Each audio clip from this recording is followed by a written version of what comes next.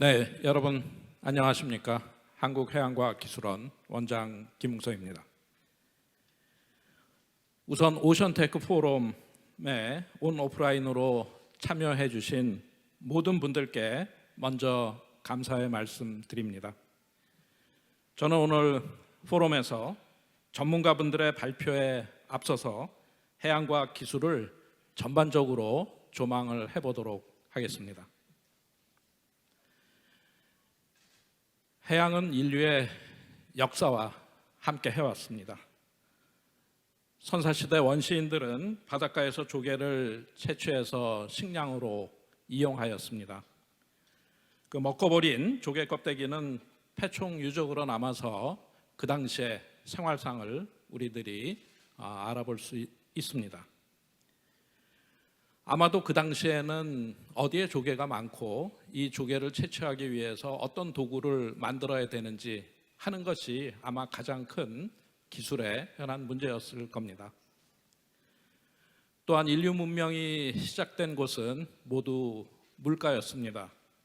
물은 인류의 삶에 꼭 필요한 자원이자 이동 통로이며 물자 운반의 길이었습니다.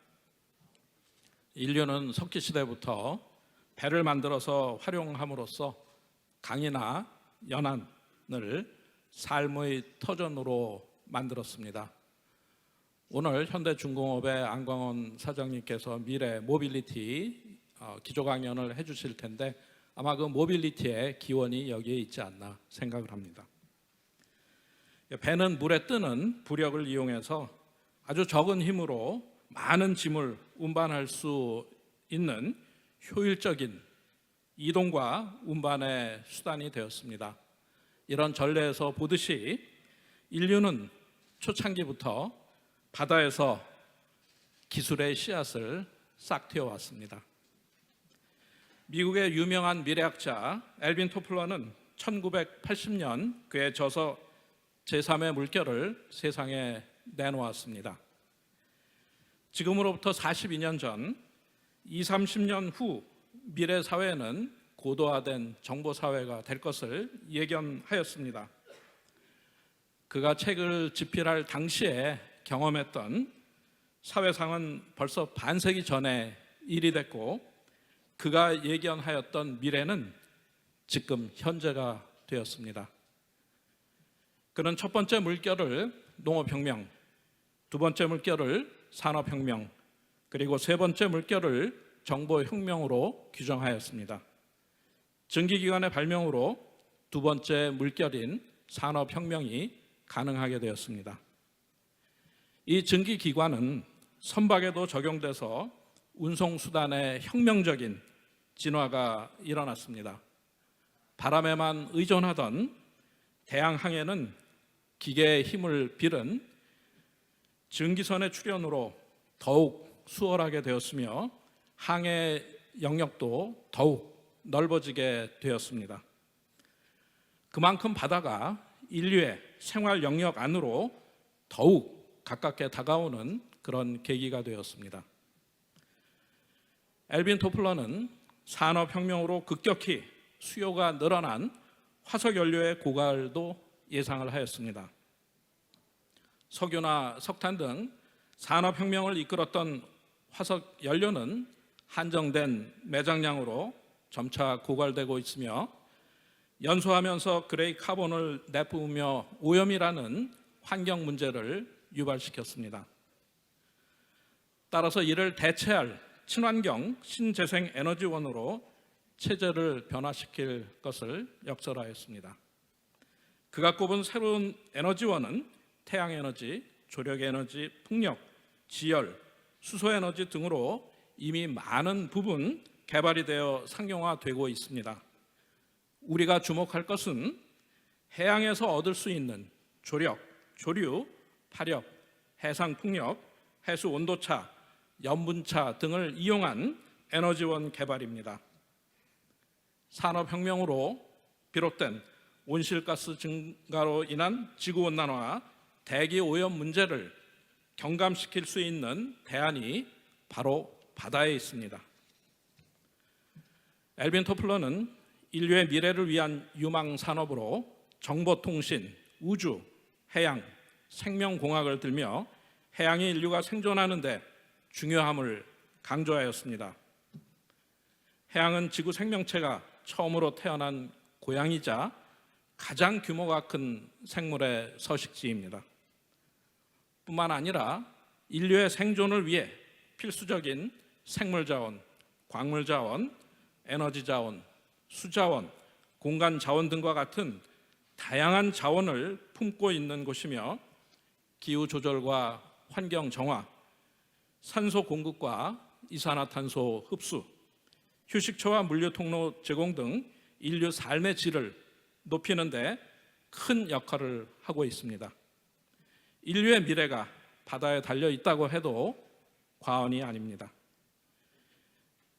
미국의 경제학자 제레미 리프킨은 2012년 발간한 그의 저서 3차 산업혁명에서 제1차 산업혁명은 증기기관이, 2차 산업혁명은 전기가, 3차 산업혁명은 새로운 재생에너지 체계와 인터넷 기술이 이끈다는 논지를 폈습니다.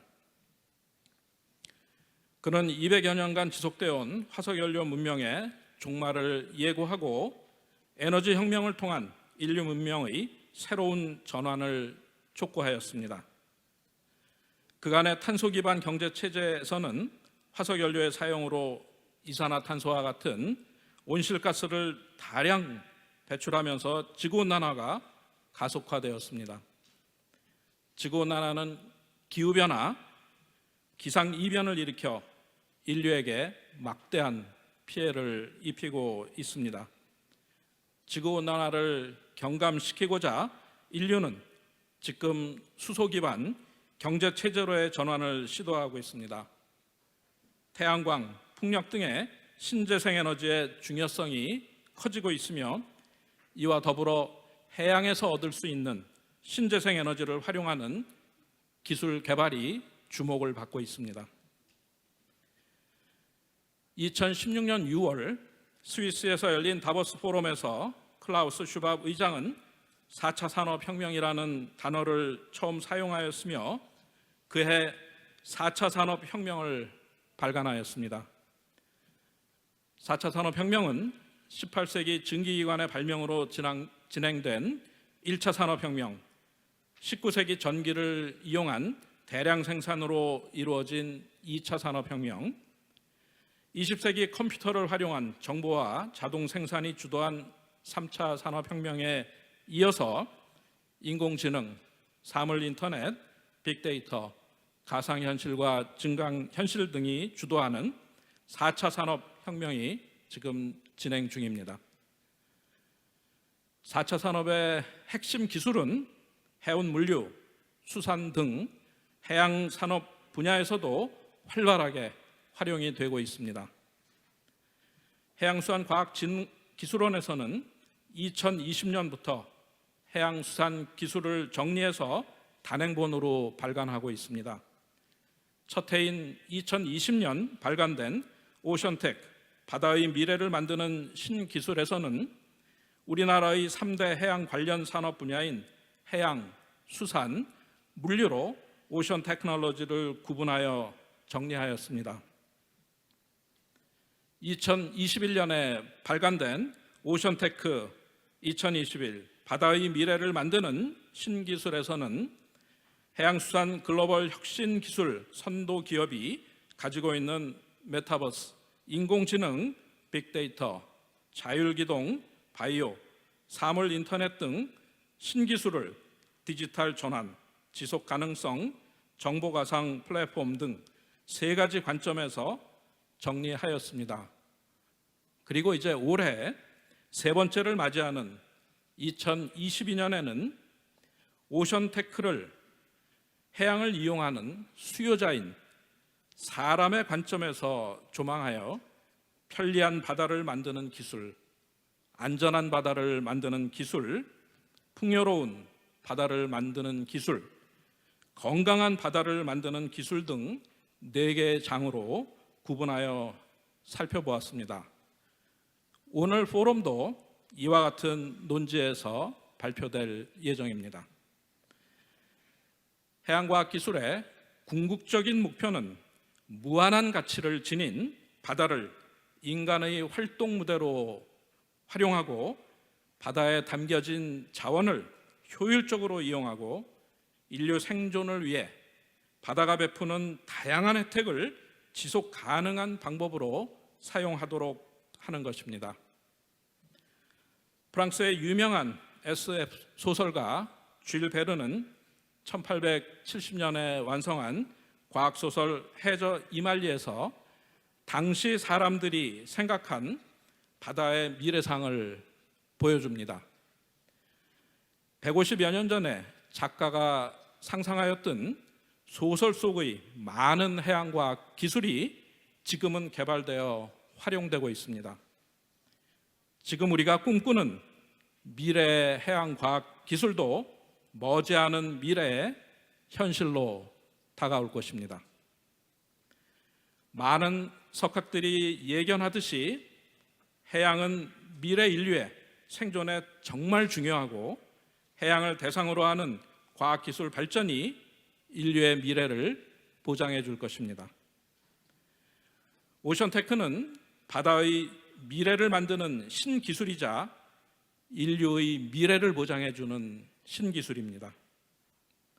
특히 4차 산업혁명 기술이 접목된 해양과학 기술은 인류가 당면한 지구 환경과 자연재해 문제, 자연 고갈 문제 등 앞으로 우리의 생존을 위해 반드시 해결해야만 하는 현안 문제를 풀어갈 수 있는 도구와 해답을 가지고 있습니다. 미래 해양과학 기술은 바다를 건강하고 안전하고 풍요롭게 그리고 편리하게 만들 것입니다. 15, 16세기 범선을 이용해 인간의 활동 영역을 전 세계 대양으로 넓힌 대항해 시대는 2차원의 대항해 시대였습니다. 항해 기술은 많은 것을 변화시켰습니다. 심해 탐사가 가능한 잠수정의 개발로 지구에서 가장 깊은 심해로까지 활동 영역을 넓히고 있는 지금 우리는 3차원 대항해 시대를 맞이하고 있습니다. 해양과학 기술의 발전으로 바다에서 또 다른 세상의 변화를 꿈꿉니다. 감사합니다.